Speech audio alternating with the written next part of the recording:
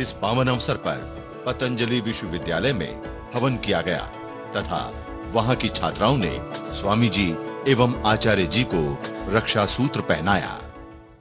आज हम सब के लिए बहुत ही पावन और पवित्र दिन है। आज रक्षाबंधन के रूप में, श्रावणी उपाक्रम के रूप में हम जानते हैं। तो प्रातः काल से ही पतंजलि योगपीठ के, पतंजलि योग परिवार के विविध सेवा जो आयाम है उनमें कार्यक्रम था, क्योंकि अलग अलग स्थानों पर कार्यक्रम स्थित होने, स्थान में गतिविधियां प्रचलन में होने की वजह से प्रातःकाल के कार्यक्रम में आप सब सम्मिलित नहीं हो पाए थे। प्रातःकाल फेज 2 में प्रोग्राम हुआ, फिर उसके बाद में आचार्य कुलम में, फिर यह विश्वविद्यालय का और आयुर्वेदिक महाविद्यालय का प्रकल्प है, इसके तहत अभी यह कार्यक्रम हो रहा है। हम सब जानते हैं कि हमारी संस्कृति के अंदर दो तरह की विधाएं हैं। ऋषियों ने दो तरह के कर्मों का हमारे लिए विधान किया। एक तरह के कर्म होते हैं जिनको हम नित्य कर्म कहते हैं। नित्य कर्म वह होते हैं जिन्हें हम प्रतिदिन करते हैं या जिन्हें हमें प्रतिदिन करना चाहिए। उसके अंदर विशेष करके पंच महायज्ञों का विशेष विधान किया गया, जिसमें हम बैठ करके जो वैदिक संध्या मंत्रों का उच्चारण करते हैं, यज्ञ करते हैं, पितृयज्ञ, बलिवश्य देव यज्ञ, अतिथि यज्ञ, इनको नित्य कर्म में गिना गया है। नैमित्तिक कर्म वह हैं जैसे हमारे यहाँ प्रचलन में है 16 संस्कार हैं या विविध तरह के जो त्यौहार हैं, जो पर्व हैं, उन सबको नैमित्तिक कर्म के अंतर्गत माना गया है।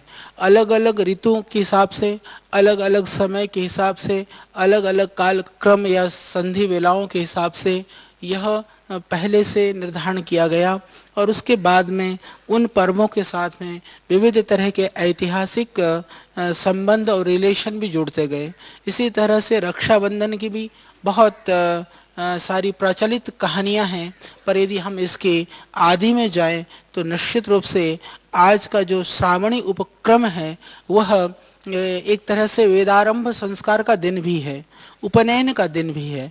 आज के दिन हमारे ऋषि लोग, हमारे विद्वान लोग, हमारे गुरु लोग हमें उपदेश दे करके, हमें दीक्षित करके, दीक्षा दे करके आध्यात्म मार्ग की ओर, भौतिक मार्ग की ओर अपने जीवन की सफलता के लिए वह प्रार्थनाएं करते थे। उसके बाद में यह पर्व भाई और बहनों के लिए एक संबंधों का, पवित्र रिश्तों का यह पर्व बना। तो इसकी बहुत विविधताएं और व्यापकता है, बहुत गहराई है।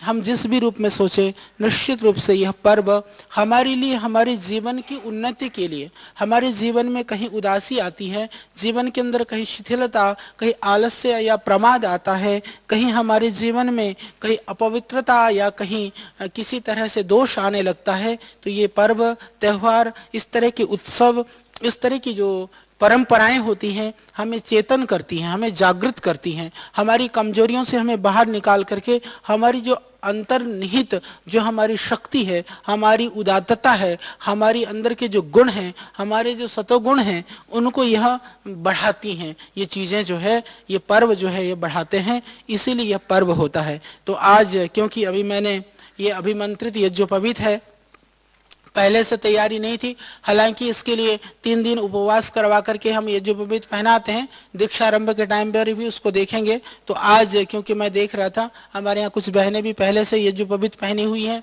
कुछ भाई लोग हैं जिन्होंने पहले से यज्ञोपवीत धारण किया हुआ है, उस यज्ञोपवीत को बदल करके नया यज्ञोपवीत भी डाला जाता है। और जो नया यज्ञोपवीत पहनना चाहते हैं स्वेच्छा से, क्योंकि यह इस तरह से कोई आग्रह नहीं है, यज्ञोपवीत का अर्थ पितृ ऋण, देव ऋण और ऋषि ऋण से जो हम हमारे जीवन में हम पैदा होते ही उन ऋणों से बंध जाते हैं।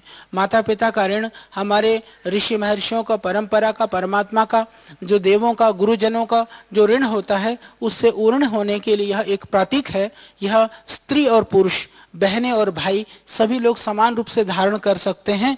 धारण करने की हमारे यहाँ परंपरा रही है। श्रावणी उपक्रम के अंदर नया यजुर्वेद धारण कर सकते हैं जिनको धारण करना है, जिन्होंने धारण किया हुआ है तो एक तो इसको पूरा कर लेते हैं। इसके अतिरिक्त क्योंकि यहाँ बहनें हैं, भाई हैं, भी चाहूंगा, मैंने पहले से तैयारी तो नहीं थी, आचार्य कुलम में सब जगह बांधा, तो आप लोग राखी वगैरह बांधना चाहती हैं तो फिर उसकी व्यवस्था भी और वो थाली और टीका भी लगा दें।